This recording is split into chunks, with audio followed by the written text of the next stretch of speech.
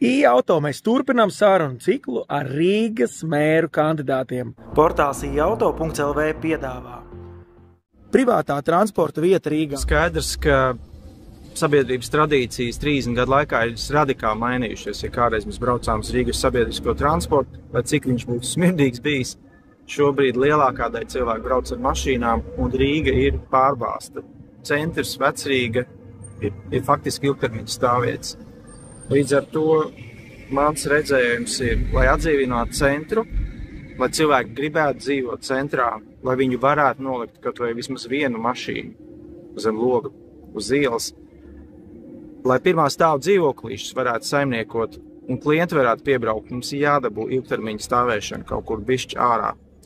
Un līdz ar to es redzu to, ka pirmais solī ir jābūvē daudz stāvu stāvvietas Rīgā, kas varētu kalpot arī kā patvērums civilās aizsardzības kontekstā. Un otrajā solī, tātad, ja mēs esam dabūjuši sviru, ka mašīna stāv nedaudz ārpus centra, teiksim, ap dzelzceļa loku, tad mēs varam dot labvēlīgāks nosacījums īstermiņa stāvēšanai, vai viņi bezmaksas, vai viņi par lēto ir.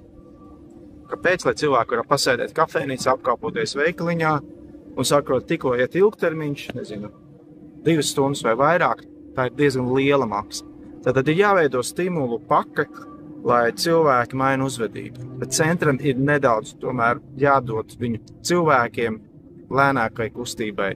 Savādāk tur viss ir nomirs. Kā vērtē stāvvietas sistēmu Rīgā? Rīgas satiksme grib pelnīt ar stāvvietām. Tā ir pirmā problēma. Līdz ar to es teiktu, Rīgas satiksmē ir jāregulē, ir jāveido šīs sviras, lai cilvēki netur centrā ilgtermiņā, lai Vecrīgā netur ilgtermiņā. Un līdz ar to tad ir jābeidz šī prakse, kad vislētākā elektromašīnu stāvvieta ir Vecrīga, kur tās var stāvēt visu caur dienu un nemaksāt. Tad visiem ir jābūt šim principam uz īstermiņu laipni lūgt Rīgā, uz ilgtermiņu, vai tu stāvi šajās ilgtermiņa stāvvietās, kas ir lielās plaknes vai daudz stāv, bet ja tu gribi turēt uz ielas Rīgā vai Vecrīgā, tas būs dārgi. Tad ir jāmaina sviras, un šobrīd Rīgas satiksme ir tāds, pelnīšanas avots. Viņi ir galvenais stāvvietu devējs. Viņi saka, kur A, kur B, kur C, un patiesībā tā ir kļūst par naudas mašīnu, nevis par sviru, lai veidot Rīgu par dzīvu pilsētu. Kāda ir plānotie ātruma ierobežojumi Rīgas centrā? Mums šobrīd ir kampaņa, un mēs katru dienu izvietojam šīs telts, un mums arī tas automašīna, kas piekabē vēl visu inventāru, sagadīšanās pēc uzņēmuma laika, kāds vidējais ātrums. Vidējais ātrums šobrīd Rīgā 38 km/h. Tātad, pateikt, ka jāliek zīme 30 un vai jāsoda, ka kāds brauc ātrāk, ir pilnīgi nepamatot. Tātad Rīgā ir jādabūt drīzāk prom mašīnas, un es domāju, maģistrālās ielas var mierīgi turēt šo ātrumu 50 vai kaut kādos posmos 70. Protams, dzīvojamā rajonā var būt 30, bet to ir jādara cilvēcīgāk, ne caur sodīšanu, drīzāk caur kaut kāda veida brīdinājumiem vai, puķpodiem un barjerām, kas kaut kādā veidā neļauj tev lidot, liek pats palekties. Tātad politikai jābūt draudzīgai, mācošai, nevis uz sodu vērstai. Rīga ir pārbāzta un tā, palidot patiesībā nav iespējams. Kā vērtē iebraukšanas maksu Rīgas centrā? Ja neveido šo politiku un vienkārši tagad uzliek uz tiltiem iebraukšanu, 3 vai cik eiro, tas nokaus centru. Tad tas ir pats sliktākais, ko šobrīd var darīt.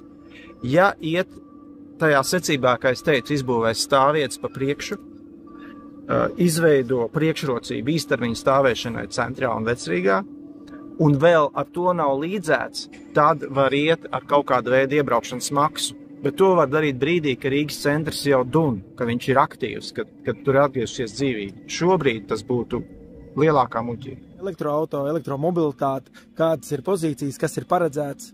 Es domāju, ka braukšana pa autobusu joslām noteikti ir laba lieta, un arī kaut kāda veida bonus stāvēšanai viņu vajadzētu saglabāt, bet ne tik izkropļot, ka Vecrīga ir ilgtermiņa stāvvieta. Tātad es teiktu, ir varbūt priekšrocība, bet vājāka kā bija līdz šim.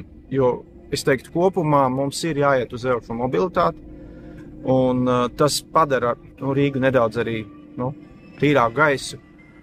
Un, principā, mēs samazinām klimata izmešus. Tā kā uz to būtu jāiet, bet vajadzīgs ir tāds datos balstīts. Šobrīd, manuprāt, mēs esam drusku iegājuši no viena grāva otrā.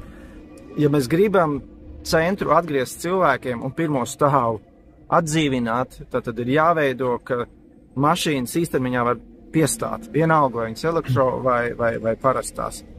Ja tas mērķis ir sasniegts, un mums vēl liekas, ka ir pa daudz, tad mēs ejam tālāk. Bet nevar būt tā, ka mēs vienkārši izlaižam vienu ekskluzīvu kategoriju elektromobīļu, kur var darīt, ko grib. Tik labi mums arī nav Rīgā. Kā vērtē izdalīto atsevišķo sabiedriskā transporta joslu? Es teiktu, ir diezgan loģiski veidojies. Man nedaudz kaitina Čaka iela, kurā ir pāriets uz vienu joslu un vietas mierīgi pietiek divām. Tā kā es teiktu, ja kaut kur es domāju, ka tas ir kļūdaini darījis, tā ir Čaka iela. Vai tu redzi, ka Rīgas pašvaldība varētu kaut kā ietekmēt esošo situāciju kopā ar Mārupes domu, kas ir Rīgas lidostā un taksametru pārsteigumu cenām? Jā, es domāju, ka ir vairākas valsts, kuras ir panākušas fiksētu cenu. Man liekas, ka Prāga bija pēdējā lidosta, kur es to redzēju. Tātad ir jāveido šis protokols, ka cilvēks, viņš vēl nav izkāps no lidostas, viņš jau zina, cik maksās taksis, neatkarīgi kādā krāsā un kāds modelis. Tātad šim te maršrutam lidosta centrs ir jābūt ar standarta cenu. Protams, ka, ja tu brauc kaut kur ļoti tālu vai ļoti tuvu, tev var būt specifiska cena, bet tātad tieši lidostai, ņemot vērā šīs problēmas ar uzskrūvēšanu un muļķošanu, ir jāiet uz standardizētu pieeju. Vai arī, ja tu tos noteikums neievēro, tev lidostā nav ko darīt. Pagājušajā gadā mainījās likumdošana valstī, kas ļāva pašvaldībai un pašvaldības policijai piemērot digitālos sodus. Kā vērtē Rīgas domas šobrīd realizēto politiku? Es pats, laikam, vienreiz pabraucu zem zīmes, tas, kur no Sarkandāgavas braucot uz ganību Dambi. Tiltielām. Jā, un es tiešām nezināju. Izrādās, ka tur jau ilgu laiku šis pagrieziens nav ļauts, un, manuprāt, tas ir ļoti barbariski. Tā vietā, lai korekti izlikt zīmes, vienkārši prasa sakot laupīt, un pie tam arī šī soda piemērošana bija veidā, kurā tev uzliek uzreiz 2 sodus. Ja tu, vienreiz pārkāp, bet tev ir 2 zīmes, pēc kuras pazīmes tev nosoda.